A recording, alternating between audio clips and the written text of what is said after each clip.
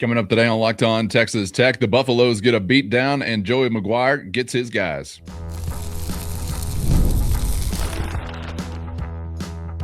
You are Locked On Texas Tech, your daily podcast on the Texas Tech Red Raiders. Part of the Locked On Podcast Network, your team every day.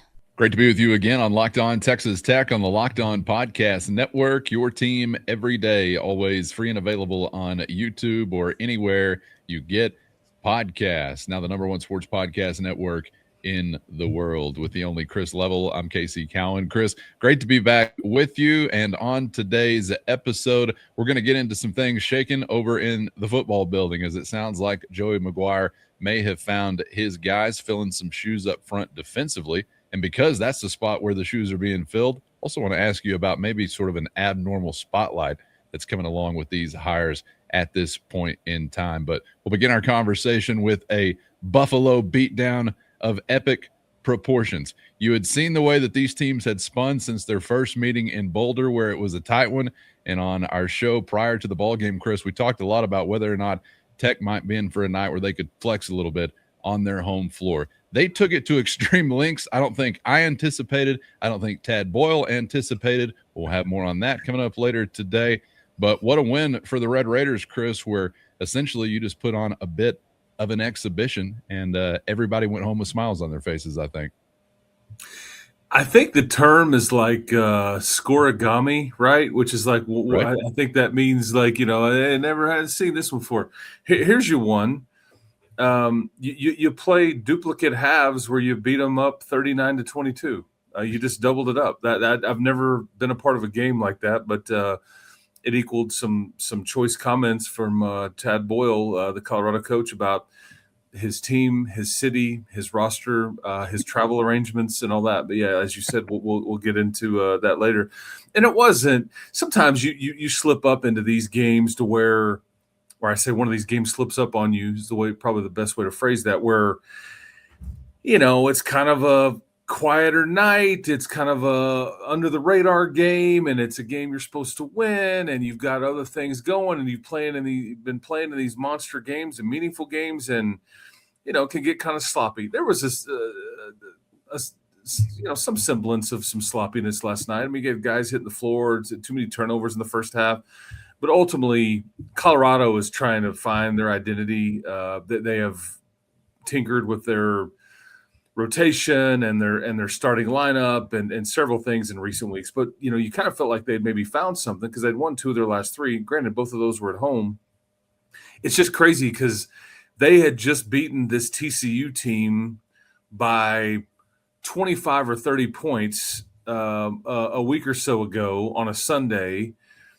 And that's the same TCU team that just upset Iowa State, the 5th-ranked team in the country. So this league kind of make you scratch your head at times. That's why you just got to be on edge. But the story of this night was, one, you're a lot better than Colorado. You've played 4 halves of basketball against these guys, and you've just dominated 3 of the 4. The storyline, I guess, going into last night was the one half that you didn't dominate that almost got you bit on the road. But Luke Momboye, 18 minutes, 4 blocks, 9 blocks as a team. And what doesn't show up is how many shots are altered or are, those kinds of things. And if not for Ian Inman hitting 4 threes in the first half, who ironically enough was on an unofficial visit to Texas Tech back in June of 2024. Thank you to Coach Mack. Thank you to Kellen Buffington. Appreciate you having me out. It obviously didn't work out. You went a different direction. But if not for his 4 threes, this is really ugly. Putrid. I mean, it's putrid with them. But, yeah. But this, to wrap it up, the lowest point output for these guys was, I think, 61 versus West Virginia on the season. They were averaging 80-plus a game. This is one of the top, statistically and otherwise, in efficiency and all that stuff, one of the top 6 to 7 offenses in the Big 12, okay?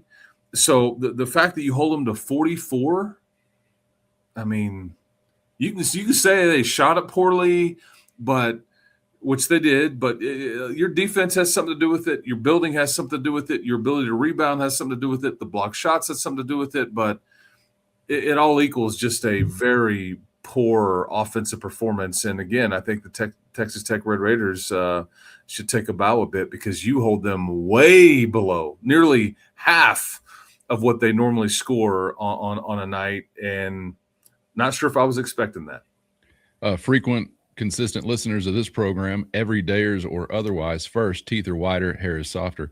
But you already knew that there was meat on the bone defensively left to go out and get. We were talking about this probably on 2 or 3 of the last or most recent shows. And I feel like I was seeing a little of that going on, Chris. Yeah, the shooting was poor, and that may have been that case in any gym, given what they were doing in Buffalo uniforms. But I think we impacted some of that. And you mentioned the effort of Momboye. And in the midst of the game, when there's 35 points on the board, there's like 10 minutes left in the game, I thought some bulbs must be out or something was going wrong. I'm having to double check it. I'm looking up there thinking, this is insane. And that's when I turned to the lady next to me and I said, this is some of that meat on the bone I was talking about defensively. Realized I was talking to a 2-year-old. She didn't even know what was happening in front of her. But I think she appreciated it, Chris, because I really felt like, yeah, we're seeing some things come together. That was a team you could sort of flex in that area on, so I'm not trying to make too much of it. But, wow, what a display defensively for Tech. And, wow, you changed the inflection for the display offensively from Colorado.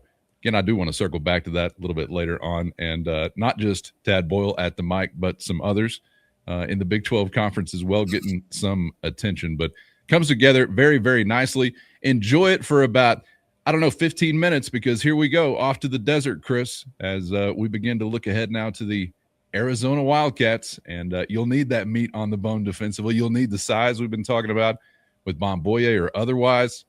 And you need a whole lot more if you're going to pull off some improbable things and still win on the road this weekend.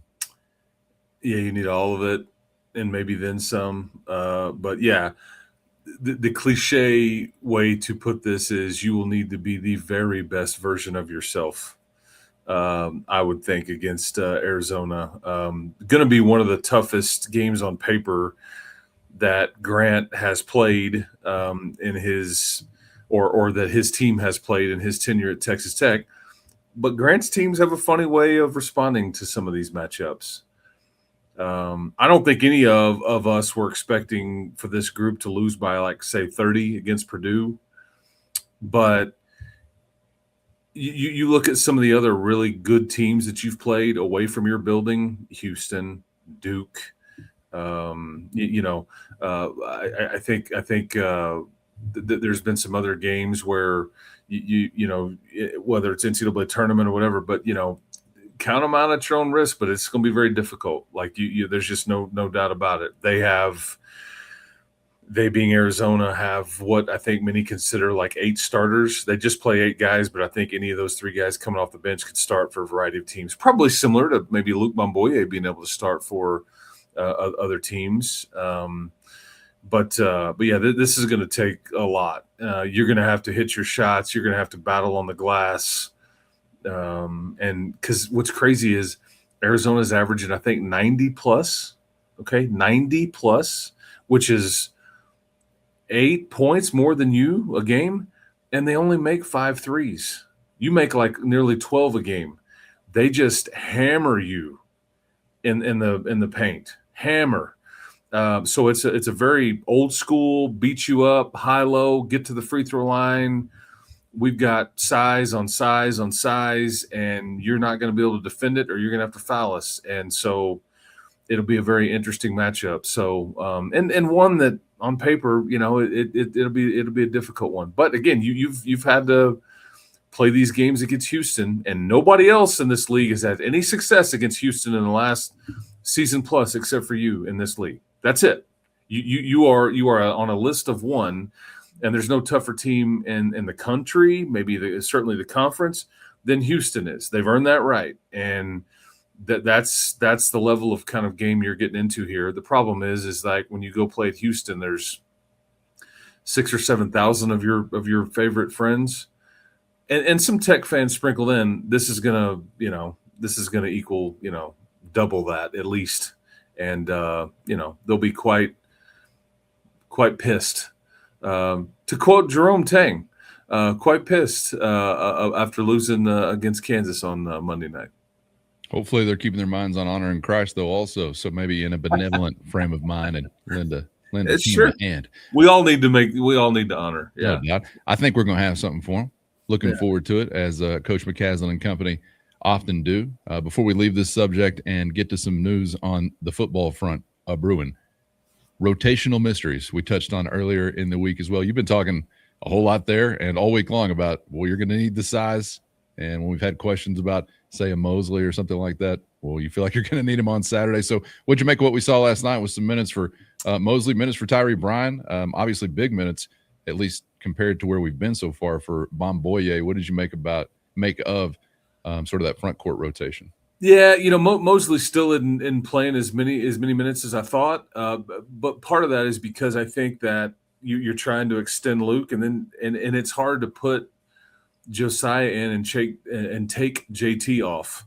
I think they wanted to ensure that the game was kind of put to bed. You could argue that it was put to bed way earlier than Grant felt it was. I think he just had some PTSD from the trip to Boulder, which he admitted as much.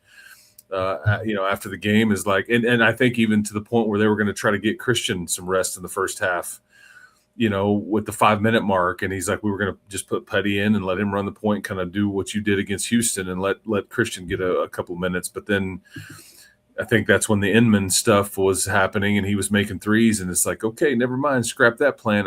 You can't fiddle around with putting games at risk. But looking back on it, maybe you wished you would have played Mosley a bit more or being able to because it all worked out, right? But yeah, you're Tyree Bryan. Let's see here. Tyree Bryan played about 15 minutes. So you're starting to get a feel for it. So you've got for sure 7. I think you're wanting Mosley to be the 8th, but again, you've been fortunate to avoid foul trouble. That's where Mosley is really going to be able to help you.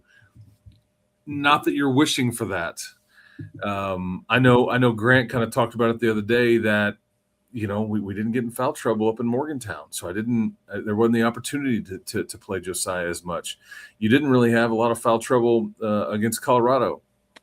Might you have foul trouble against Arizona? Maybe. Just not a whole lot of trouble against Colorado of any kind. I'm expecting more.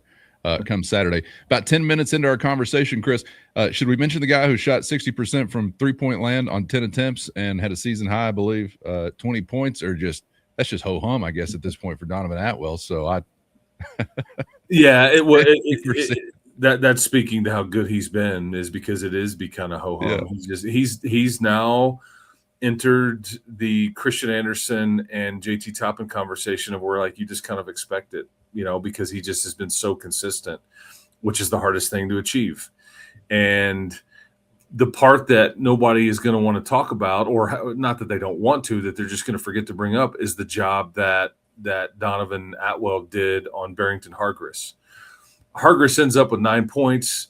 Some of those were very late in the game, but I think he was held to 1 of 7 from the field by Donovan. And this is a player that really had a lot to do with them getting back in the game at their place, and he's averaging double digits, their second leading scorer, and I just thought Donovan Atwell really did a phenomenal job on him at that end of the floor. Hey, man, 3-and-D, man. 3-and-D. Yeah, he was already delivering that and just stepped it up even further. So can't wait to find out what the rest of the season is going to bring for him and all the Red Raiders, and we're back at it this weekend. With one of the biggest opportunities thus far. So looking forward to getting set for that one. We'll set basketball to the side for a moment as we turn to Joey McGuire's football program. Chris, we have hires to make from an assistant coach standpoint, obviously up front on the defensive side of things, outside linebackers, edge guy, and then the interior defensive line coach. We're looking for new names and some names emerging. At the time we're having our conversation, can't necessarily put the official tab on it just yet as far as announcements or anything like that, Chris, but something interesting standing out about these guys as far as NFL background and NFL direction that you are looking. So probably something to say about that. I'd also like to ask you about maybe a unique spot that this particular outside linebackers coach or this particular defensive line coach in Texas Tech history will be within, given what that group was just doing a season ago on the way to a conference championship. But can you give us a feel for how it stands right now and what you make of the professional angle on bringing some guys in? I'm Kalia Butler, host of Locked On Women's Basketball, and this is Mazda's Women's Basketball Snapshot, celebrating the work no highlight reel can ever capture. Dawn Staley and South Carolina remain on top of the SEC standings after handing Tennessee their worst defeat in program history with a final score of 93-40. In the 43-point win, South Carolina shot 69% from the field. Tessa Johnson had a perfect shooting night, scoring 24 points, shooting 4 for 4 from the floor, including 2 threes, and made all 4 of her free throws. And UCLA remains undefeated in Big Ten play, topping Michigan 69-66 as Player of the Year contender Lauren Betts put up a double-double, scoring 16 points, collecting 16 rebounds, and adding 5 assists and 3 blocks. These moments are earned off the clock, those long before the lights ever come on. The sweat, the fakes, the doubt, the scrapes, and coming back for more every time. Mazda puts the same drive into every detail. Wins define the moment, putting in the work, that defines you. There's more to a Mazda because there's more to you. Can you give us a feel for how it stands right now and what you make of the professional angle on bringing some guys in? Yeah, I think so. So this was pretty clearly a Joey Shield, James Blanchard, process. I think there was a lot of people vetted, a lot of people, and I'm not. I also, before we continue, I also want to make sure that, when I rule out you adding anybody else to this mix in a, I don't know, analyst / some different kind of title, dynamic. I wouldn't put it to bed yet. I don't. So I'll just leave that off to the side. But it's been widely reported that you have filled your 2 spots. It hasn't been officially announced yet by Texas Tech that I think that's a matter of time that these 2 hires have been made. But Jaquez Smith from that spent some time with the Falcons, and then Amarje Alberry from the Vikings. So Smith is originally from Dallas, South Oak Cliff. I think some would tell you that his pedigree at this point is much better than CJ Ayu's was at the time that Texas Tech hired him. So keep that in mind. And he had, Smith had 2 rookies on that Falcons defense last year that I think, had 16, 17 sacks combined. I think Alberry's, was an assistant D-line coach. Okay. I think that team totaled, I think, like 56 sacks. Okay. I think the common theme here is, NFL pedigree.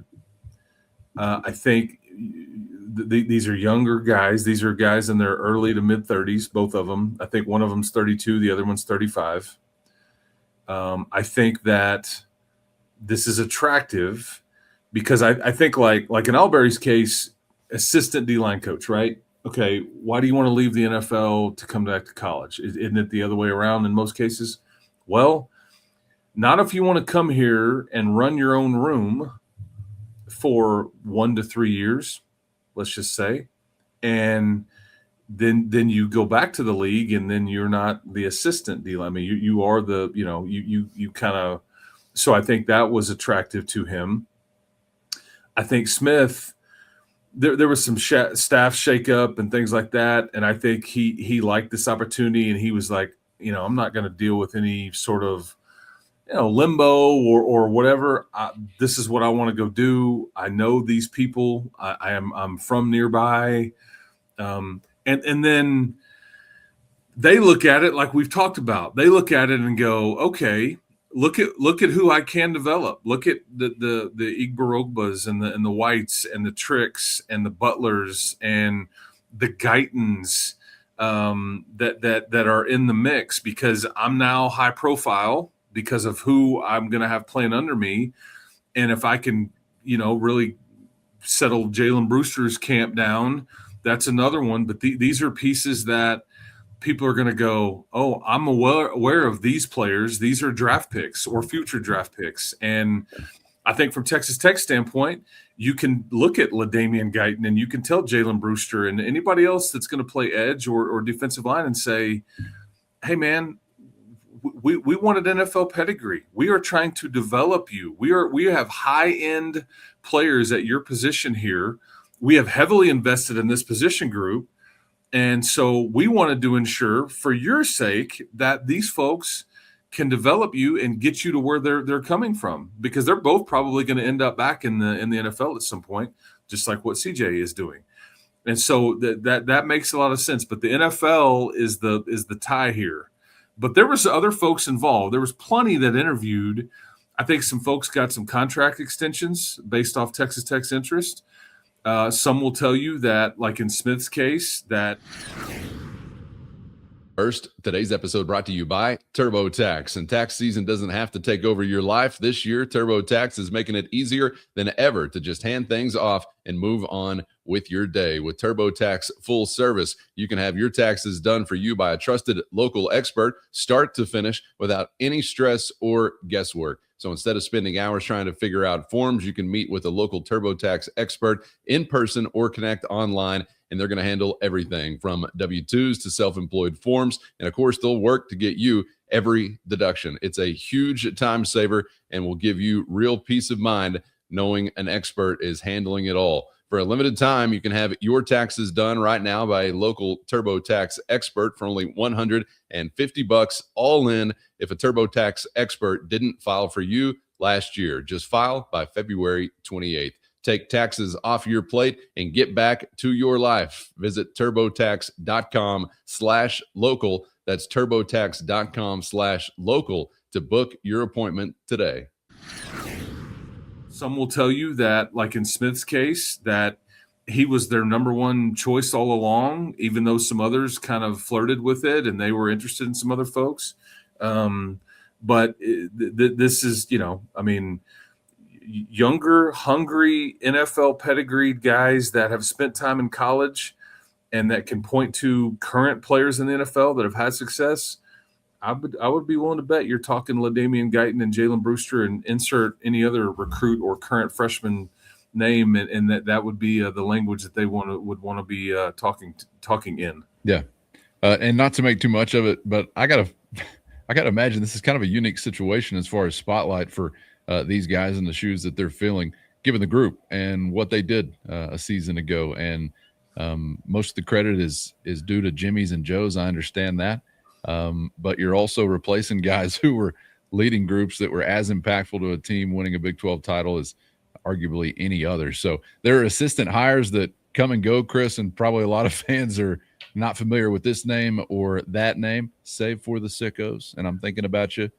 But this feels kind of a little bit different, and these probably will get a little more attention or a few more watchful eyes maybe than in a normal situation.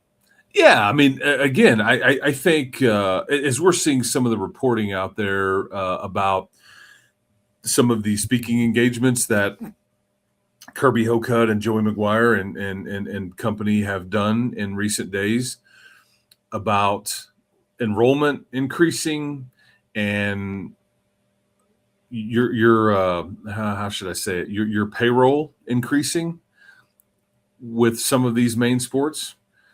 And it just so happens that your formula is going to be, because in the Big 12, your defensive line sticks out like a sore thumb. It did last year.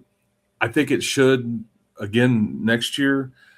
I don't see that really changing. I think this is where they're choosing to spend big dollars. You can't spend big dollars on everything, but I think that they feel like this gives us a competitive advantage. I know you love it because you trot out four dudes that can get after the quarterback or stop the run. I don't care really what else you've got around it. You're going to make things interesting if you can at least have that. And I think you're making everybody better. As you said many times last year, every coach is better. Every DB is better. Yeah. So downhill. I think if you're Coach Smith and Coach Albury and you're like, okay, they're investing. It's not stopping. They're investing at the positions that I'm going to be in charge of coaching. I've got draft pick because I guarantee who else is excited is like the Igbarogbas and the Whites and the Tricks and those guys, because it's like, I want to get to where those guys just came from. They can help me do that. It's seemingly so. That's the direct tie is the NFL, because that's what the whole thing is really ultimately about. Yes, you want to win as many games as you can at Texas Tech. You want to win a conference championship. You want to get to the CFP and win when you get there. But ultimately, everybody is like trying to be the best version of themselves. Back on the basketball analogy, if I need some development, I need you to turn me from a 3rd round pick into a late 1st rounder. I need to go from a 5th rounder to a 2nd or 3rd rounder. Help me do this. Well, here's what it's going to take. And it just so happens that you've built and you've structured. And plus, I'd be willing to bet you that maybe in some cases, Coach Smith and Coach Albury would love to get out and recruit and hit the road. And I think Coach Smith's got a lot of ties. I think South Oak Cliff ties and Dallas ties, all that stuff. But they also may look at this favorably and say, wait a second, you got a personnel department there? They're going to kind of weed through some of this, and so I don't have to go recruit from scratch, and you're going to kind of tell me, hey, go focus on this dude. Got it. I think that's probably quality of life type stuff that a lot of college assistants don't have the luxury of, because some schools don't have a beefed up personnel department or have to have this or that. And so I think that's a benefit to something here. You're going to get paid well. You're going to have draft picks.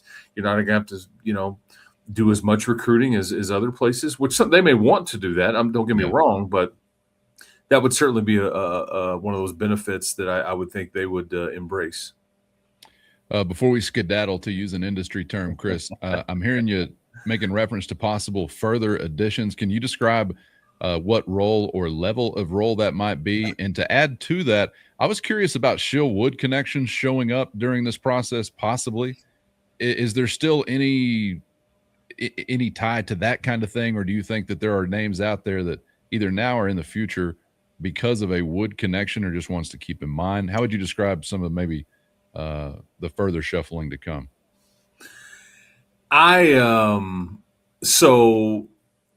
This is Shield's show, not this show. He wouldn't want his name attached to what you and I are doing, but I'm saying Shield, I think, has a lot of say. So he's earned that. Very respected, just good human, good coach. Right. He has to feel comfortable with who is in that room and who is in charge, because ultimately he's the one that, and then I guess even higher than that is Joey. There have been some connections on some folks that he's coached with. I mean, this is why Jack Teachy is here.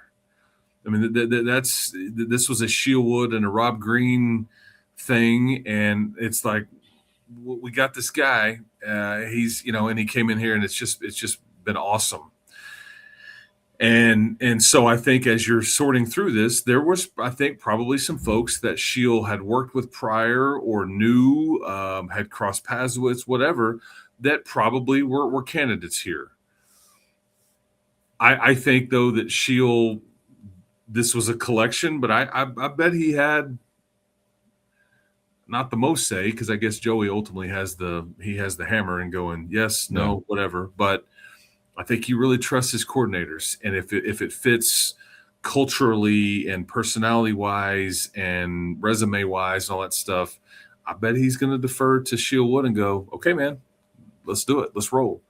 So if I don't, and I guess what I'm saying is, I don't get the sense that if Shield wasn't very comfortable with either hire, that he would have said, no, I want to go with somebody, because I don't think there's a direct tie to Coach Wood to either hire here in Coach Smith or Coach Albury. Yeah. But there are other folks that were out there in the ether that were connected to this job, that maybe were even a finalist at this job, one of which got I think a hefty contract extension where he was currently at.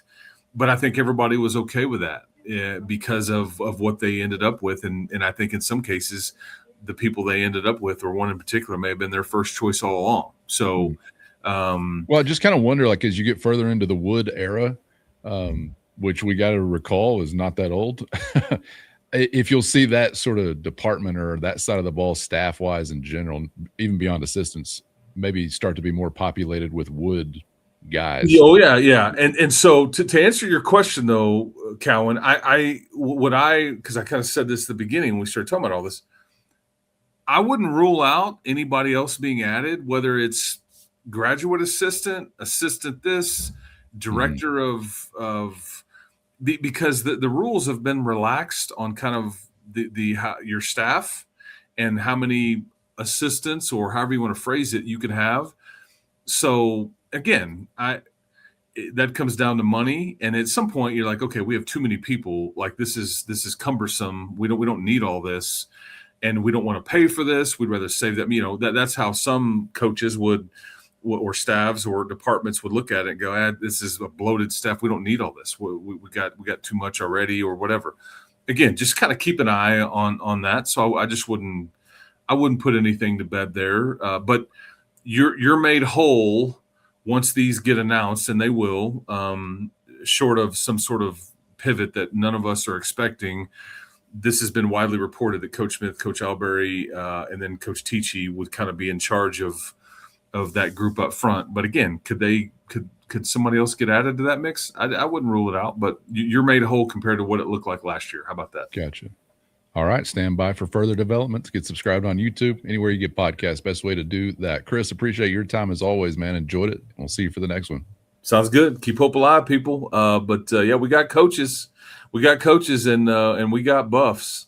For sure. We got the buffs, skins on the wall, man.